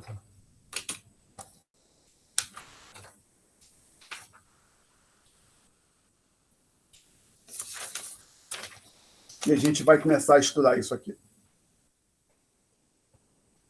Então, na primeira bolotinha aqui, eu falei motivação, gráficos 1, 2 e 3, discutimos. Segundo bullet item, inflação hoje parece ser um fenômeno natural. Tá? Parece que quase toda a sociedade se defronta com inflação. Porém, já ocorreram diversos episódios de deflação. Um exemplo, Estados Unidos, de 1880 a 1896, queda de 23% nos preços. E no Brasil também, no período do Império, houve deflação. Tá? Aí, um ponto que o nosso autor, o Menko, levanta é que, para um dado país, a sua taxa de inflação varia consideravelmente ao longo do tempo. No caso do Brasil, então, foi muito alta antes do Plano Real, para depois ser, relativamente, que foi no passado, bem mais baixa. Segundo ponto que o Menko chama a atenção. Escolhe um período qualquer, por exemplo, um ano. Aí olha para vários países. Você vai achar país com inflação de 2%, digamos que você estiver falando do ano de 2008. Você vai achar país com inflação de 2%, país com inflação de 5%, país com inflação de 15%, país com inflação de mais de 200% no ano, tá? Então, a taxa de inflação varia bastante de um país para o outro. A inflação tende a ter repercussões importantes na vida econômica e também na política. A derrota do Jimmy Carter, quando ele disputou a reeleição nos Estados Unidos, em 1980, atribuído também se não somente, também à inflação, que estava disparando nos Estados Unidos, patamar muito alto para o país americano, estava acima de 10% ao ano. Então, isso contribuiu, pelo menos a analista acredita que contribuiu muito para a derrota do Jimmy Carter. Foi um dos poucos presidentes americanos a disputar a reeleição e não ser bem sucedido. Atribui a ascensão do nazismo à Alemanha, pelo menos parcialmente, ao fenômeno inflacionário, que na década de 20 ocorreu uma hiperinflação fortíssima na chamada República de Weimar, né, que era o sistema político, o governo, o tipo de estrutura de Estado que existia antes da ascensão do nazismo. E a eleição do Fernando Henrique aqui no Brasil, pode ser a reeleição. Vocês não eram nascidos, vocês nasceram muito pequenininhos, mas provavelmente não lembro, senão todos, 95%, 98% dos alunos dessa disciplina. Vamos lá, quando começa, a gente teve uma eleição presidencial em 1994, tá? E teve também o Plano Real em julho de 94, 07 de 1994, quando foi traduzido o real e a inflação finalmente caiu. As pesquisas eleitorais que vinham sendo realizadas digamos, em fevereiro, março, abril, colocavam o então candidato Lula, que depois virou presidente, foi eleito em 2002, como favorito disparado, talvez ganhando nas pesquisas no primeiro turno. Na hora que um Plano Real que botou a inflação no chão e colocaram o nome de Fernando Henrique Cardoso nas eleições, nas pesquisas presidenciais, que ele começou a subir. E acabou que o Fernando Henrique ganhou a eleição no primeiro turno, em 1994. E foi reeleito também no primeiro turno, em 1998. Então, o feito do Plano Real pode dizer que elegeu o Fernando Henrique e o reelegeu 4 anos depois, em primeiro turno, em ambas ocasiões. Tá? Professor, queria interromper, tem uma pergunta no chat. Obrigado, eu não tinha visto. Eu já abri o chat.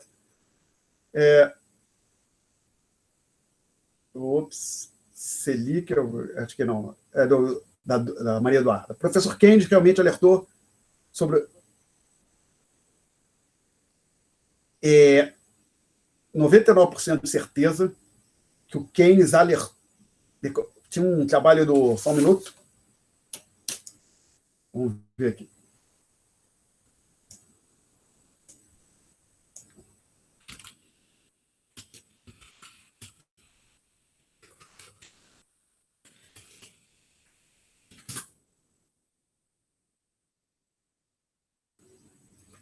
Ok, pronto. Efetivamente, você joga essa expressão de economics consequences of peace, as consequências econômicas da paz, tem um trabalho famoso do Keynes, tá? Mas esse texto eu não li, então prefiro não sei se ele chegou a... Deixa eu ver. Não, ele não necessariamente falou da inflação, talvez porque o trabalho foi de 1919, tá? Segundo a Wikipedia, tem que conferir depois, tá? Mas o ponto é que o Keynes olhou para o Tratado de Versalhes e falou, isso aí vai ter implicações econômicas. Agora, eu não sei dizer se ele disse, alertou. Aí tem que dar uma olhada ou no livro, ou ver o que as revisões do livro. É que, basicamente, o Keynes também dizia, olha, a Alemanha está sendo tratada de forma muito dura, tá? Mas não sei se ele chegou a falar sobre a inflação nesse livro, mas tem esse texto famoso do Keynes, tá? Que o Tratado de Versalhes tratava a Alemanha de forma muito dura, tá? Então, não é fake news que o Keynes falou sobre o Tratado de Versalhes. Agora, se ele falou especificamente sobre inflação na Alemanha, não sei dizer, tá? Mais perguntas, gente? Bom, então, aqui o que a gente quer pensar é o seguinte, o que a gente vai... depois que eu falei repercussões na área política, tem lá na próxima bullet item, eu digo o seguinte, taxa de inflação no longo prazo, deixa eu usar LP para dizer longo prazo. O que quer dizer, inclusive, isso? Longo prazo. A ideia aqui para o longo prazo, a gente pode pensar o seguinte. Oh, que coisa horrorosa.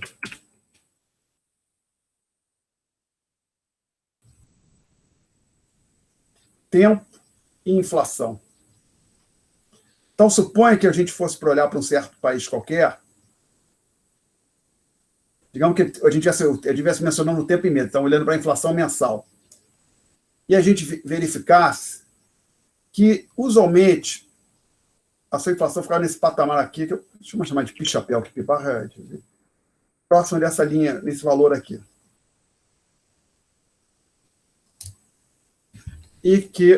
Mas quando você olha para o que efetivamente acontece com a inflação, ó, tem alguns momentos ela fica acima. Desculpa, a trajetória efetiva da inflação, vou colocar em verde.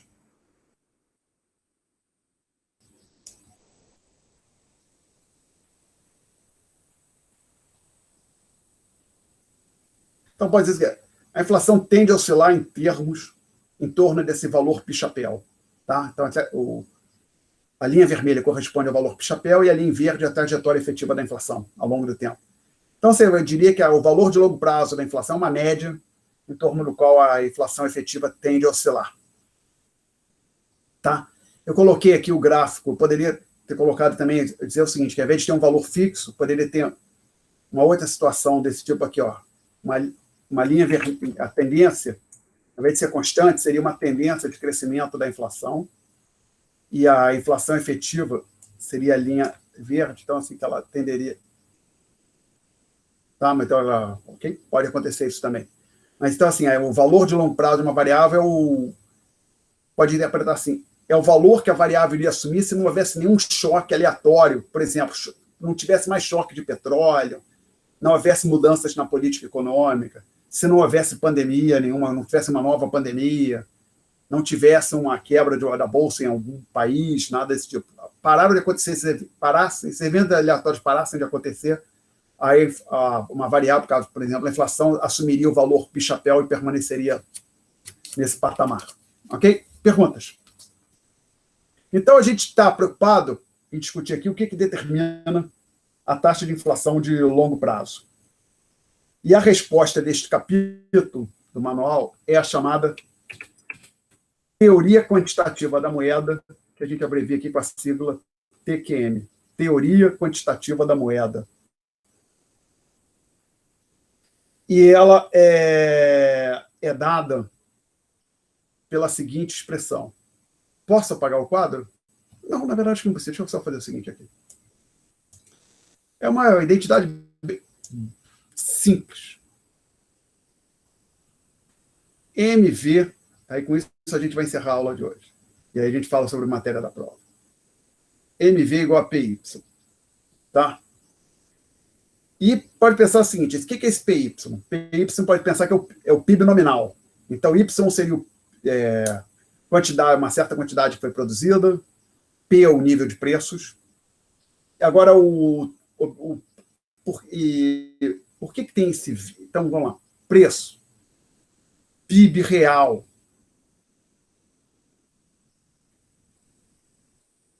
Isso aqui é um índice de preço. M, moeda, tá? Quantidade de moeda que existe na economia. Um M0, M1. E o V é velocidade de circulação. Por que eu estou dizendo isso? Que pensei o seguinte, eu uso uma nota de R$1 hoje para fazer um pagamento, ou de R$100, por exemplo, digamos que eu pago um táxi, eu pego um táxi e pago uma nota de R$20. Daqui a 20 minutos, meia hora, o motorista de táxi usa aquela nota de R$20 para comprar um lanche para ele, ou almoçar. Aí a pessoa que recebeu aquela nota, daqui a por exemplo, no dia seguinte, utiliza a mesma nota para fazer uma nova transação. Então, assim, uma mesma cédula pode ser usada para repetidas transações. Então, a moeda circula. Tá? Então, a ideia da teoria quantitativa da moeda é a seguinte, a quantidade de moeda existente na economia vezes a sua velocidade de circulação tem que ser igual à renda nominal da economia. Então, Y, um PIB real, vezes um patamar de preço, então a gente tem um PIB nominal, ou uma renda nominal, que é renda igual a produto. Inclusive, então, alguns autores se referem ao V como velocidade-renda, não uso só, falam apenas velocidade-renda. Tá? Então, aí a gente vai utilizar essa equação a partir da próxima aula para tentar explicar o que a inflação. Entender um pouco sobre essa variável. Bom, aí só o último comentário aqui. A identificação, na última bolota da página 1, identificação e mensuração dos custos da inflação é uma questão em aberto, ou seja, não está claro quais são os custos da inflação, quais são esses custos. Por exemplo, se os preços estão subindo, não é tão complicado assim, não. Por exemplo, se todo mundo soubesse direitinho qual é a trajetória da inflação, o que vai acontecer com a inflação, não seria um problema tão sério, porque a gente poderia ajustar os contratos de aluguel, os contratos de trabalho, todos eles poderiam levar em conta essa trajetória ascendente dos preços. A inflação sempre vai ser 1% ao mês. Seria fácil para a economia se ajustar a isso. Parte do problema é que a inflação ela é incerta, né? Então, para a gente, não, um dos custos da inflação é a perda de poder de compra de salário. Não é bem assim, porque se todo mundo soubesse qual é a taxa de inflação, basicamente os sindicatos, os trabalhadores poderiam, nas suas negociações, já levar isso em conta, e então aí eles ficariam protegidos dessa correção. Então, parte do problema da inflação é a incerteza. Tá? O aumento de preços por si só não é necessariamente ruim. Tá? O diabo, por exemplo, é o aumento de preço com incerteza. Tá? Você não sabe se... Também, o preço vai aumentar 5%, 10%, isso que é realmente o mais complicado. Ok? Perguntas? Não? Então, vamos... Hoje, então, de encerrar a matéria aqui. E eu tenho que admitir, então, olhando para isso aqui, eu não gosto de botar meio capítulo numa prova, entendeu?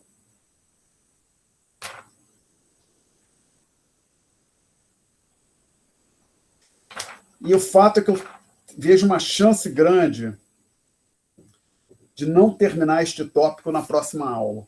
Então, este tópico está fora da prova. Então, na prova agora cai somente os tópicos 1, 2 e 3, tá? Aí eu vou atualizar o website. Agora, quero aproveitar o seguinte aqui com os senhores. A prova está marcada para segunda-feira, não é isso? Fato é que, agora, uma das vantagens desse sistema online, que não é só desvantagem, é que a gente pode se reunir desse jeito que nós estamos fazendo aqui, sem ter que pedir para reservarem uma sala. Vou falar uma coisa para vocês. Conseguir sala na UFRJ é uma dificuldade. Assim, então, assim, não, a pessoa, dá para dar uma aula aí, né? No mundo real, não. Porque para conseguir a sala na UFRJ, primeiro assim, você marcar uma aula aí, tem todo o problema. Para que horário vai ser? Sempre vai ter, teria que ser, digamos, de segunda a sexta, mas um aluno tem aula da outra disciplina. Segunda e quarta, no horário tal. Mas eu tenho aula da outra disciplina. Terça e quinta eu tenho aula da outra disciplina. Possível, né? E aí tender a conseguir a sala.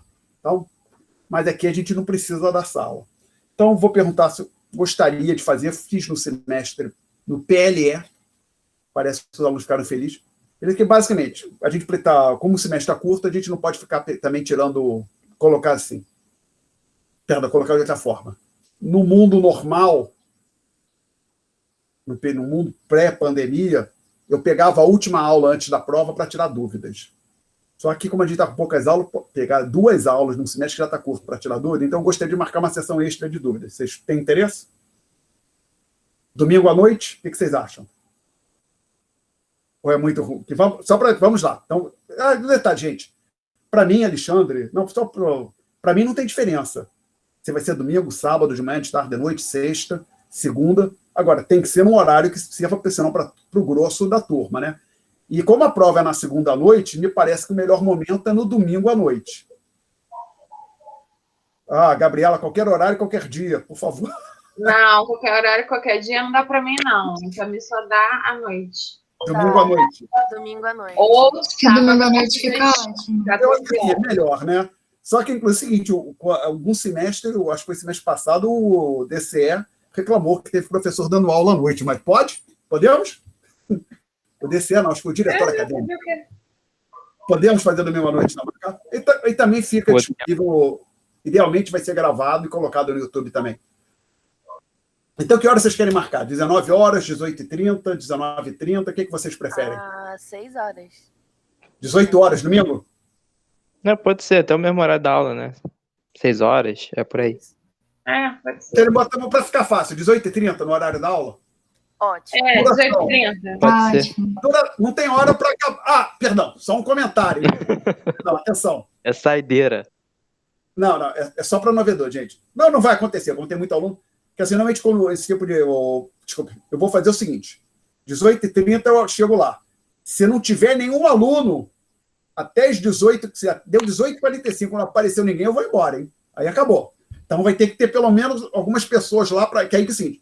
Chego lá às 18h30, vocês, nesse mesmo espaço virtual, no mesmo local, tá? Na mesma sala de aula.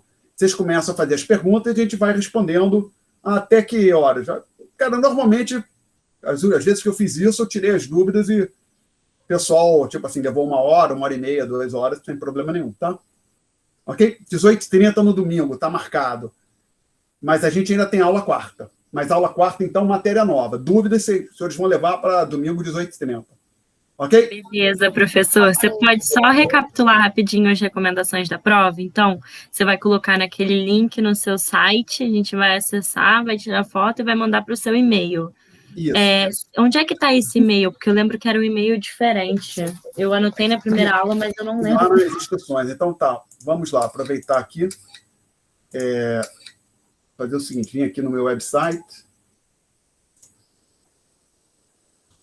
Vocês podem entrar nesse website, tem essa bela foto do professor, cliquem em ensino. Aí vocês cliquem em Economia Internacional para a graduação de RI, né?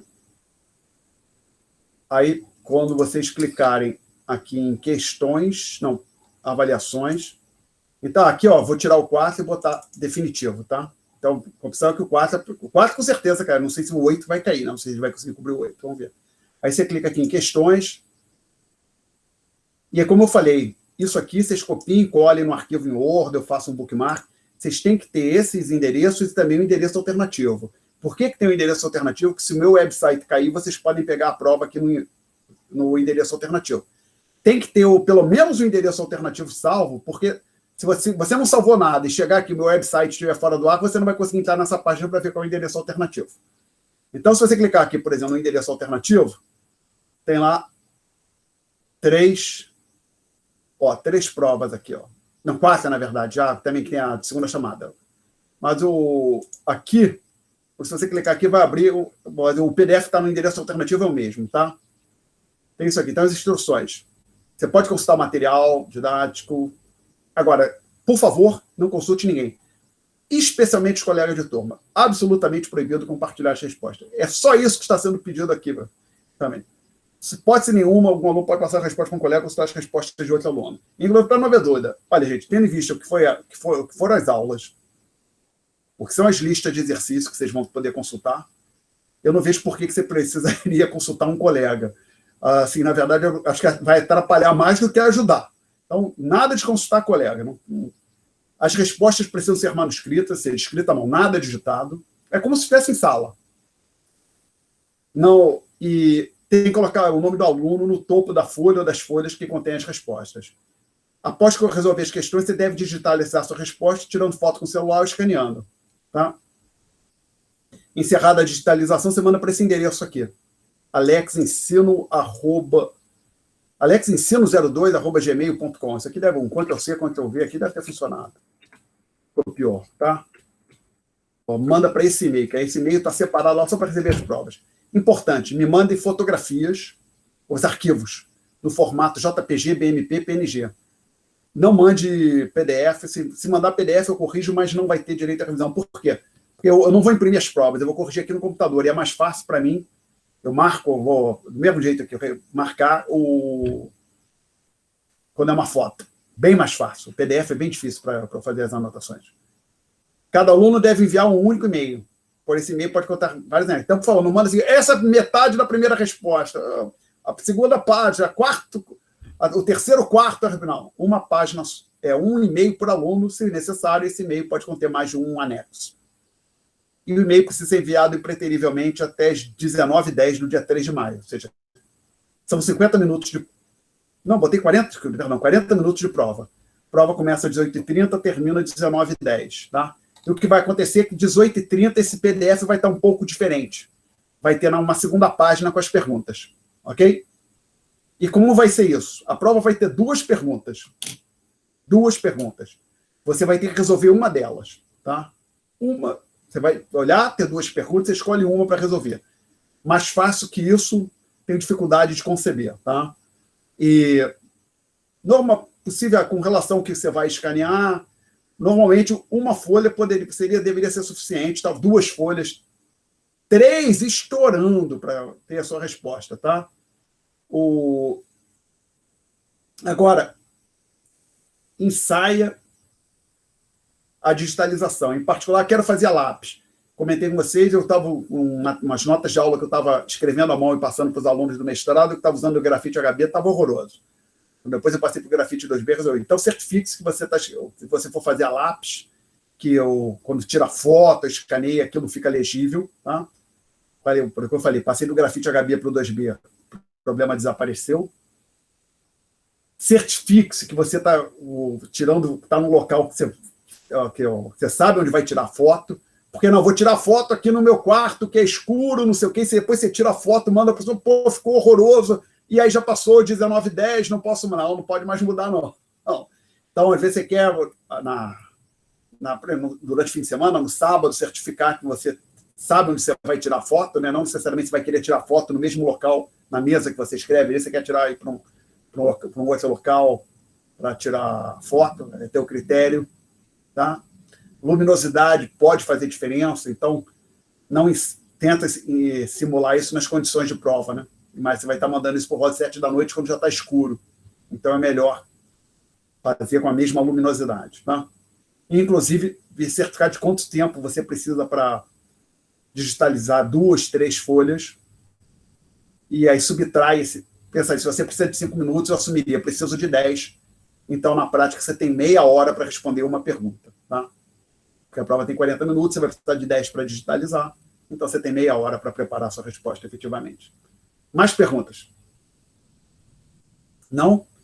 Então, acho que hoje eu estou parando por aqui. Eu só vi uma coisa aqui. Lembrei do seguinte, acho que a pessoa não está aqui. Tem pelo menos um aluno, caso uma aluna, que está com se inscreveu em mais do que 32 créditos. A secretaria foi avisada pela secretaria. A pessoa tem que se certificar, regularizar a situação dela na secretaria do curso de RI, né? Senão, com mais do que 32 créditos, não sei o que acontece. Acho que não conta a parte dos créditos, tá? E só para não ter dúvida, quando a pessoa faz a prova, eu posso corrigir, mas chegar lá na hora de lançar a nota, não tem o nome da pessoa na pauta de notas, não tem nada que eu possa fazer. A nota fica na minha planilha de Excel, mas não vale nada. Você tem que, para que isso aqui conte, você tem que estar regularmente inscrito, tá? Perguntas? Não? Então, gente, eu acho que eu estou parando por aqui. Então, a gente marcou para domingo, 18h30, né? Então, ok, domingo, 18h30. Vou anotar isso aqui, antes que eu esqueça. Mesmo link de sempre, professor? Mesmo link de sempre. Ok? Então, a gente se vê na semana que vem. Deixa eu interromper a gravação. Se eu não interrompo a gravação continua rodando, mesmo quando eu saio.